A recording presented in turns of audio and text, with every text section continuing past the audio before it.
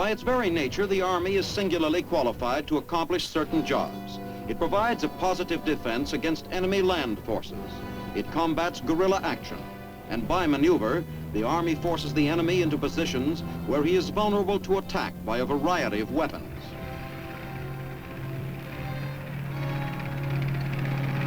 Even after battle, the enemy's people are still a problem for the Army. Though hit-and-run tactics are sometimes used, the Army's operation is basically a sustained one. Because of sustained action and direct contact with the enemy, the Army has a large number of people to look after, civilians and prisoners of war.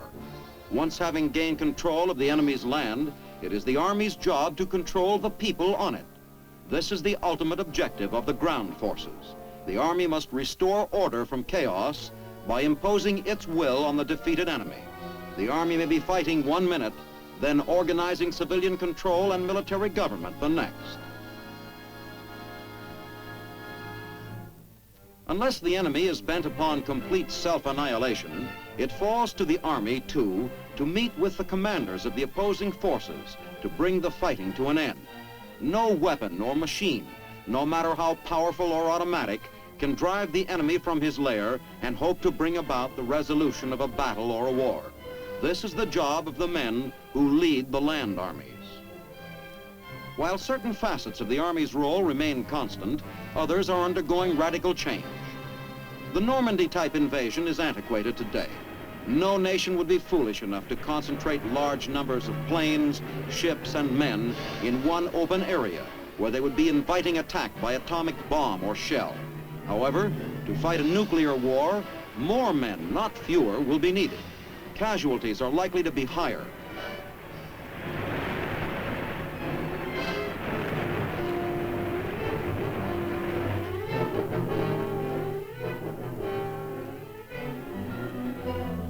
The use of atomic weapons directly at the front requires some basic changes in Army tactics: greater dispersion, better control, speed and cross-country mobility.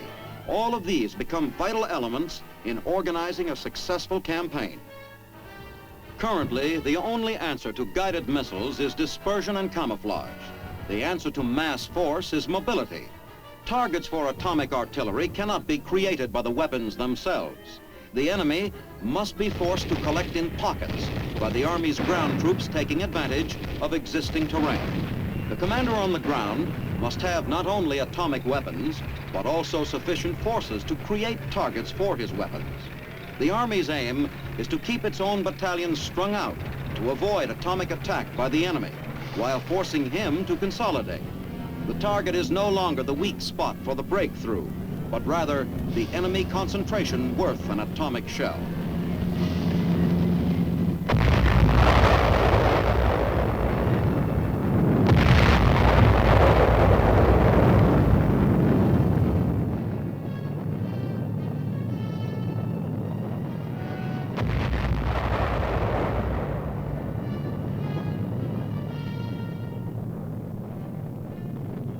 The appearance of atomic tactical weapons on the battlefield, however, does not alter the basic truth that only ground forces using the old proven techniques of firepower plus mobility are capable of taking and holding the land.